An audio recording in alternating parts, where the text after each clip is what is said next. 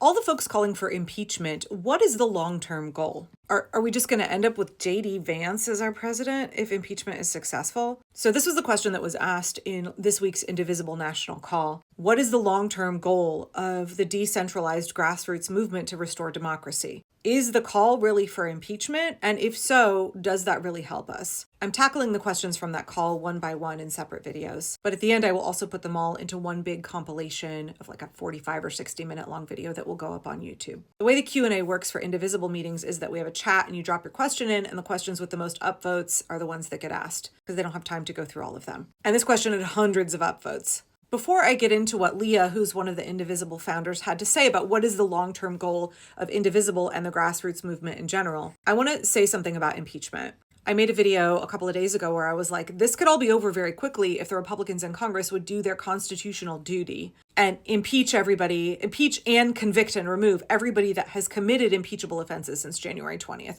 There's a lot of them, a lot of different people, and a long list of offenses. But the Republicans won't, and we're seeing more and more Democrats and also conservatives. There was an opinion piece in the Wall Street Journal where they were talking about impeaching Trump. Rupert Murdoch's Wall Street Journal was like, maybe we should impeach this guy. So the calls for impeachment grow, but like, what does that do for us? What does that look like? And the reason I personally keep bringing up impeachment is not because I think it's going to happen. Sorry if that makes me a little pessimistic, but it's because I want every single American to remember that every last goddamn Republican in Congress is complicit. They are a collaborator with fascism. They could have stopped this nightmare at any point in time, and they are actively choosing to abdicate their constitutional duty to fail the American people and to not remove Trump from office. When the post-Trump era comes and there is accountability for all collaborators, I want you and everybody else to remember that every member of Congress allowed this to happen. So that's why I keep bringing up impeachment. But to answer this person's question, so what happens if Congress suddenly realizes, oh, the voters are really pissed, we better start doing our jobs?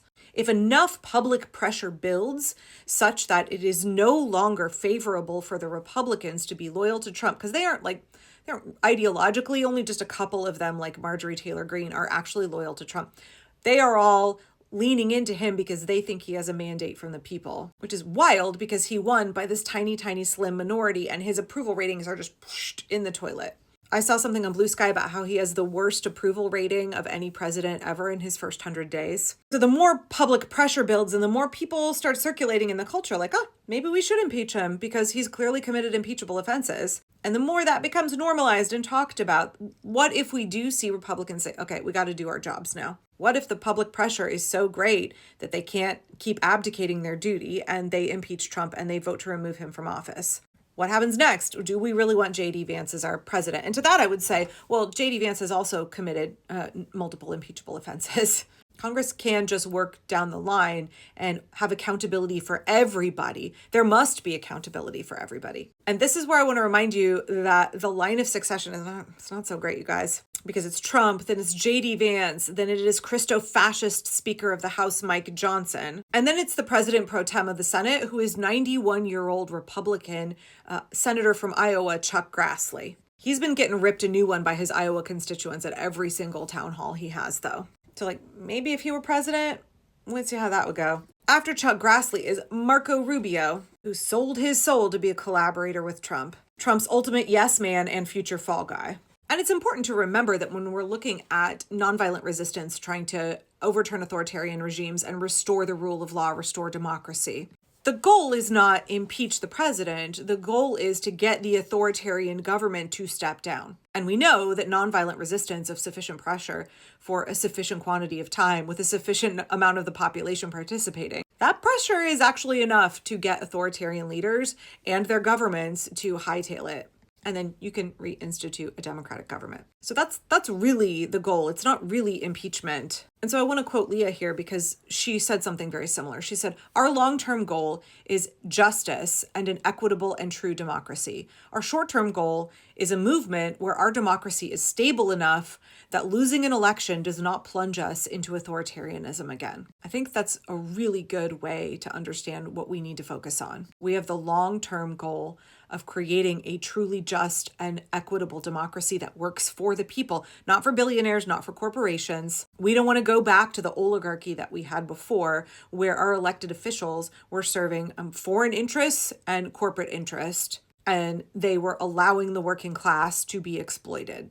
We need to have a democracy that is of the people, by the people, and for the people. We need things like campaign finance reform, getting dark money out of our politics. We need to have elected officials who represent us in a representative democracy, who do not represent corporations. So that's the future big goal, right? A true democracy for the people, not for the billionaires. But we really need to have a short-term goal of elections in the United States cannot cause our democracy to completely disintegrate. We can't have auto coups anymore. And I know people would like this to be over now, but Leah is very honest with everybody, and I agree with her. She says this is going to take years, right? We have to build the political power. We have to build the opposition.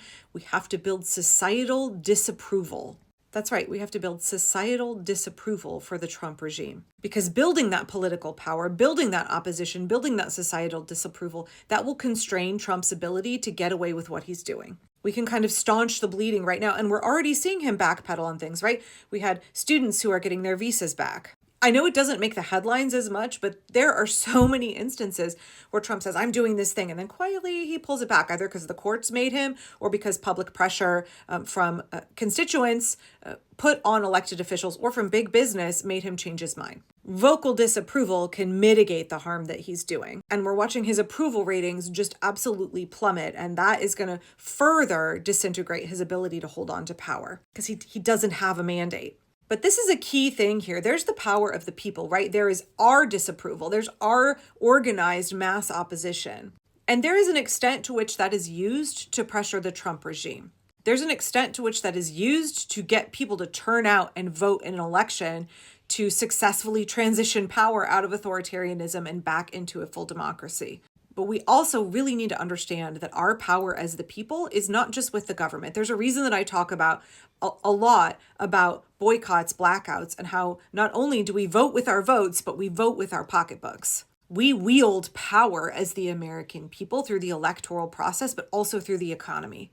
And so we are seeing institutions that are buckling, that are failing us. We're seeing universities and big law and media corporations who are bending the knee, who are becoming collaborators with fascism. But we're also seeing those institutions, I think it's hundreds of colleges and universities now, and we're looking at law firms that are bonding together now to form a coalition, who are hearing the public. They are watching the pro-democracy movement ascend and build power and build a stronger voice. And they're like, oh, okay, if we stand up to this regime, the people are behind us. That is a key component of our power.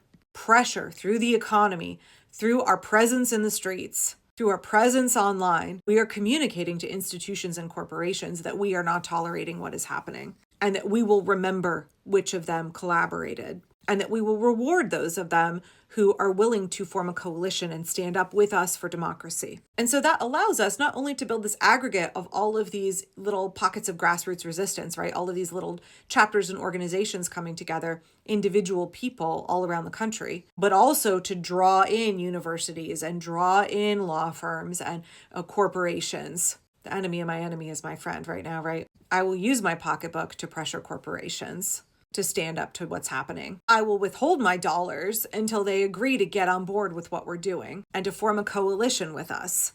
Ezra said, it is no coincidence that the largest protest in American history was held on April 5th. And then not very long afterward, Harvard said, oh, we're not going to do what Columbia did. We're going to stand up. Big institutions are taking the temperature from the public. They are looking at what the public is doing, both in terms of mobilizing in the streets, but also online, and also with our dollars. They are assessing which way the wind is blowing, right? I think Senator Chris Van Hollen said that. They're sticking their finger in the wind. And the more we are courageous, the more those folks will find their courage. Look at the huge wave of universities and colleges that followed Harvard. It really just takes more and more people standing up. Courage begets courage. And the question here is not, does Trump deserve impeachment? Has he committed impeachable offenses? Yes. The question is, how do we as the people have an effective strategic mass mobilization that gets us to meet our long-term goals? while at the same time mitigating harm until we can get there. And where we really need to be directing our focus and our firepower right now is toward building the coalition so that we have that influence.